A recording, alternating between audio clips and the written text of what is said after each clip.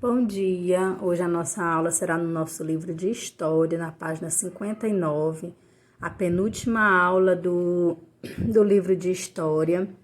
E nós vamos falar hoje sobre os indígenas. Tia, esse nome indígena parece muito com o nome índio, pois é isso mesmo. Os indígenas são os índios. Quando os europeus, lembra que a aula passada foi sobre os europeus que vieram de Portugal e descobriram o Brasil, só que uma terra que eles descobriram para eles, né, os europeus, porque ela não estava, ela não era desconhecida para os índios já conheciam ela, né, eles habitavam nela. Então, quando eles chegaram aqui, eles encontraram os indígenas e os indígenas ficaram muito surpresos, curiosos pelas coisas deles. E aí, no começo, teve essa troca. E depois eles foi escravizar os indígenas, expulsar os indígenas das terras que eles queriam explorar. E aí os índios tiveram que se mudar, foram bem mais para dentro das matas, como tem até hoje, que eles vivem. A maioria. Tem uns que já tem civilização lá, já tem tecnologia, energia, computador, essas coisas assim. Mas tem outros grupos que não, que vivem nas matas até hoje. Por isso também a importância de preservar as matas, porque se não tiver mata, onde que o índio vai morar? Se ele não se acostumou com o homem branco, conosco, com os nossos costumes, né?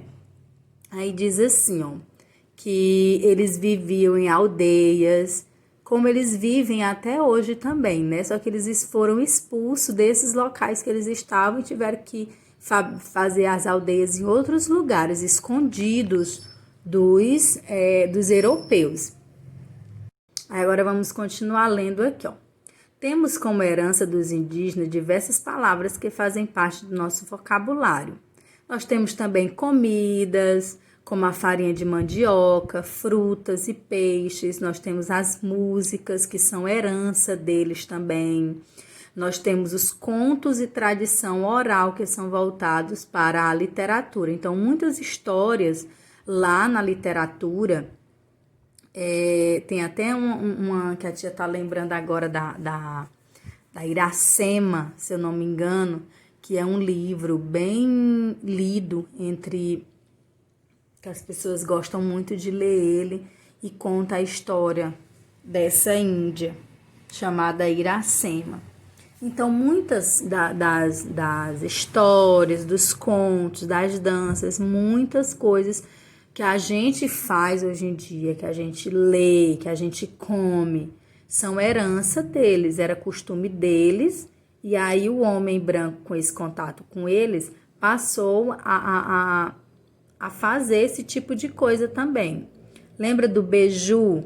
O beiju foi os índios que inventaram o beiju, que ele é derivado da mandioca, e é um costume deles fazer o beiju.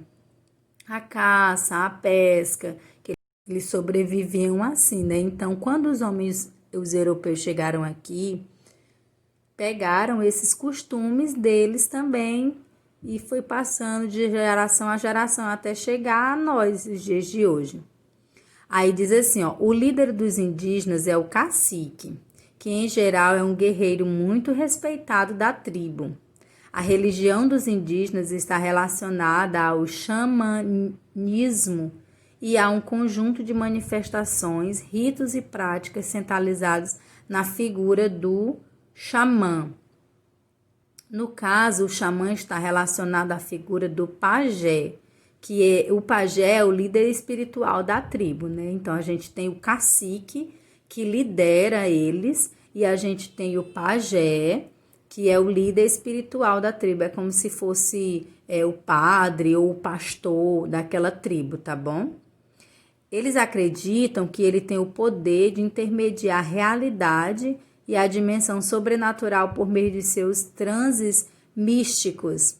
Além disso, os indígenas acreditam nos poderes mágicos e curativos do pajé.